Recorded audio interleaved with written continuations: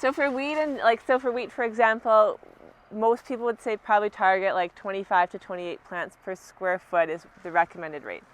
That might end up being about 2.5 bushels per acre seeding rate. But you also have to account for, your seed size can differ quite a bit depending on the variety and the year, and then also mortality. So you might end up like 10% to 20%, I'd say maybe 5 to 20% of the seeds that you put in the ground that germinate will have some sort of seedling mortality. It depends on the growing conditions, what your seed bed is like, but on average we probably use about 15%. So of those viable seeds that are put in the ground, maybe 15% of them just don't come up, they don't make it.